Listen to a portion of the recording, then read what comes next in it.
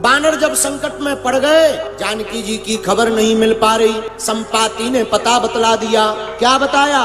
यहाँ से एक देश है लंका, लंका का राजा है रावण, रावण की वाटिका है अशोक वाटिका, वहाँ जानकी जी बैठी हैं। अब किसी ने कहा जाओ, कौन देखने जाए? अंगद जी तुम जाओ, तुम जाओगे जानकी जी का पता लगाओगे, तुम्हारा भी नाम फेमस हो जाएगा। अंगद जी बोले महाराज जामवंत जी हम पार तो चले जाएंगे पर हमारा इंजन वापसी में फेल हो सकता हमारा इंजन फेल हो जाए, भ्रष्ट हो जाए, खबर वापस आई ना पाए, हमारा भी राम नाम सत्य हो जाए। बोलो सीताराम।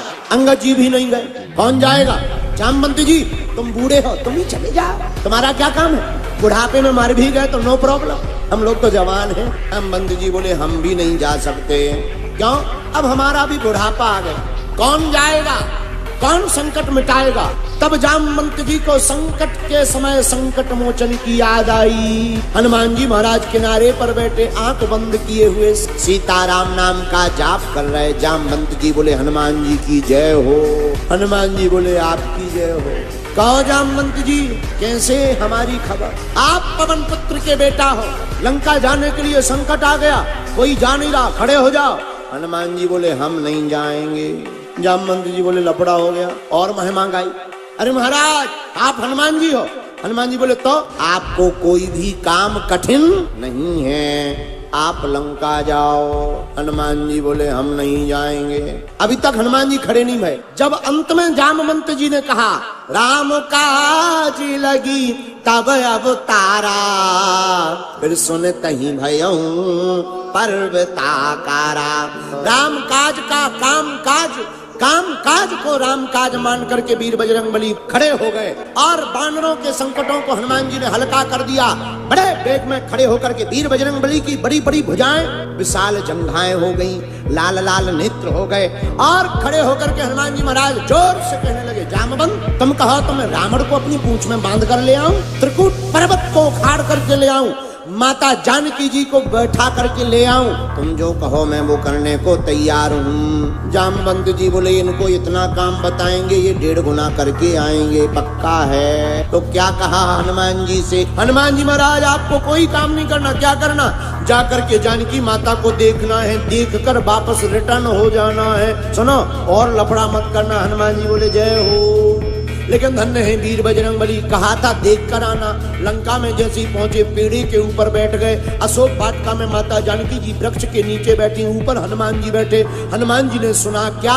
त्रिजटा नाम की राक्षसी माता जानकी जी को सता रही थी, जो राक्षसियां उनको सुनाकर बोली सुना मत डरवाओ जानकी जी को। क्यों? हमने एक सपना देखा। क्या? एक बंदर ने सपने में लंका जला दी। हनुमान जी ऊपर बैठे बैठे सोच रहे थे कि हमें तो कहा था देख कर आना है, ये सपना ऐसा क्यों आया इसको? हनुमान जी मन में सोचने लगे शायद भगवान ने हमारा टेलीफोन लगाया होगा, लंका में इंटरनेशनल कॉलिंग के कारण आउट ऑफ रेंज बतलाया होगा, तो लगता है हमारा फोन नहीं लग पाया, तो शायद त्रिजटा को फोन लगाकर बता दिया कि केवल देखना नहीं है लंका भी जलाना है। रावण की जो लंका वो भी सोने, और राम जी के दूत हनुमान जी भी कैसे? सोने के समान। अच्छा 2 सोने जुड़ रहे हैं लंके में, नगरी सोने की और हनुमान जी भी सोने के। अब यहाँ पर जरा घटना पर क्रम विद्वान लोग ध्यान देंगे। यहाँ पर असली और नकली सोने की लड़ाई हो रही है। राम जी ने हनुमान जी को भेजकर मानो पता करवाया और जरा देख कर आओ रावण का सोना असली है या हमारा हनुमान जी असली है।